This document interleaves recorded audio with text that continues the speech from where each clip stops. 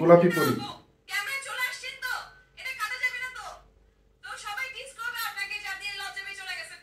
আচ্ছা আচ্ছা,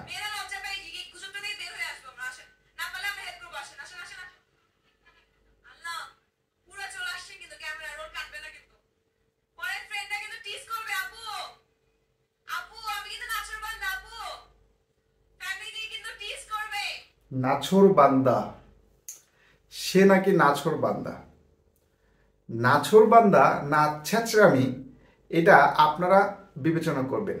বিভিন্ন পার্কে গেলে আমরা দেখতে পাই এরকম কিছু মেয়ে বা এরকম কিছু ছেলে এসে এসে জোর করে ভিক্ষা চায়।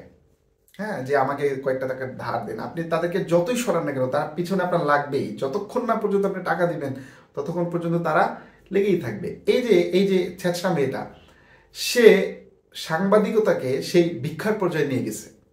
মানে কন্টেন্ট ক্রিয়েটরটাকে সে একেবারে ভিক্ষার পর্যায়ে নিয়ে গেছে, যে ভাই প্লিজ দয়া করি আমাকে একটা সাক্ষাৎকার দেন, ভাই আমাকে একটা ইন্টারভিউ দেন। ভাই তুমি এত চেষ্টা কেন, বুঝলাম না। বা একটা ন্যূনতম তো কোয়ালিটি থাকে রে ভাই, একটা একটা সেন্স তো থাকে যে কেউ যদি না চায় আমি ভিডিওতে আসবো না, তাকে আপনি জোর করে আনতে পারেন না। আপনার এই সেন্স নাই? সেন্স ভাই কিছু একটু মানে নিয়ে আসেন না। এত সেন্সলেস হলে তো আসলে দুনিয়াতে খুব মুশকিল। আপনি তো নিজে তো একটা মার্কা মারা, অন্যজনকে মার্কা মারা কেন করতে চান? আপনি নিজে খারাপ, ঠিক আছে, fine, it's depends on you যে তুমি কি হবা। বাট তুমি দুটো মেয়ে যারা আসতে চাচ্ছে না, তুমি তাকে জোর করে না তোমাকে ইন্টারভিউ দিতে হবে, কন্টেন্ট দিতেই হবে, তুমি লজ্জা পাচ্ছ কেন? ভাই এটা কি মানে, তুমি কি জোর করে নিবা? নিজে তো একটা মানে কি বলবো আসলে, বললে খারাপ শোনা যায়, রেসিস্ট বলবা। বাট তুমি নিজেকে নিজে আয়নাতে দেখো ভাই। তুমি নিজেকে দেখাইতে চাও, অনেক কিছু দেখাইতে চাও এবং দেখাচ্ছ, এই ভিডিওতেই অনেক কিছু আমরা দেখতে পাচ্ছি। তো সেই বিষয়ে যাচ্ছি না, কিন্তু যে দেখাতে চাচ্ছে না তাকে কেন তুমি জোর করে দেখাবা ভাই? এটা তো মানে ব্যক্তি স্বাধীনতায় হস্তক্ষেপ। আমি চাচ্ছি না আমার ফেস আমি ভিডিওতে দেখাবো, কারো ভিডিওতে, বিশেষ তোমার ভিডিওতে তো নাই। তো সেইখানে তুমি আবার তাকে জোর করে বলতেছো আপুরা আসো, তোমরা লজ্জা পাবা, এই লজ্জা গুজবটা গুচাও, তোমরা আমাকে ইন্টারভিউ দাও। তোমাকে ইন্টারভিউ দিলে কি হবে ভাই? তোমার কি কোয়ালিটি? তোমার কোয়ালিটি কি? ওই মানুষের পিছে পিছে যা ভিক্ষাবৃত্তি করা, একটা প্রশ্ন করা, বিব্রতকর প্রশ্ন করে তাকে আরো বিব্রতকর সিচুয়েশনে ফেলা, এটাই তো তোমার কাজ।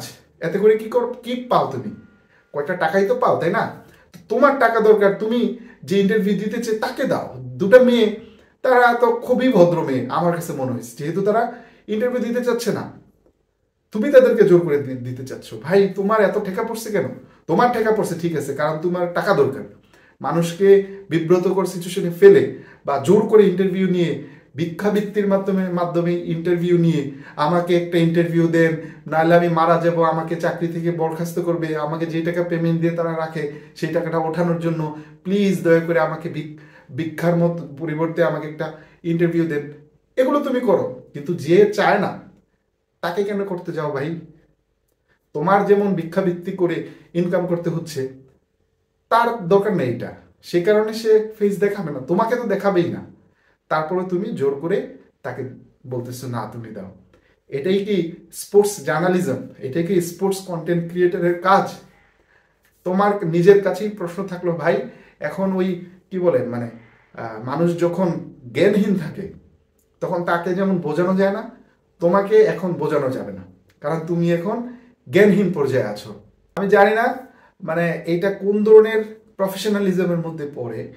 কেউ ইন্টারভিউ দিতে যাচ্ছে না, সে চলে যাচ্ছে, তাকে জোর করে তার পিছে পিছে দৌড়াচ্ছে যে না আমাকে ইন্টারভিউ দাও, তোমাকে তো দেখে ফেলছে অনেক। ভাই এটা হোয়াট কাইন্ড অফ ননসেন্স? মানে এটা কি, এটা আমি বুঝি না। এইটা কি মানে এটা কি করা খুবই দরকার? আরো মানুষ আছে, তুমি তাদের কাছে যাও। এই যে আরেকটা জিনিস, এই যে পারমিশন ছাড়া যার তার ভিডিও হুট করে নিয়ে ফেলা এবং যে বলা এক্সকিউজ মি বলো এক্সকিউজ মি, ভাই এটা কে শিখেছে? আমি দাঁড়াইছি আমার পারমিশন ছাড়া, তুমি আমাকে ভিডিও করে অলরেডি এসে বলতেছো কিছু বলো কিছু বলো। এটা এটা কি মানে, এটা কি জার্নালিজম বা প্রফেশনালিজম? এই ধরনের যারা কন্টেন্ট বানায় তাদেরকে থাপড়ায়া থাপড়ায়া যেখানে পাবেন, যখনই আপনার ইন্টারভিউ দিতে আসবে তখনই তাকে থাপড়াবেন।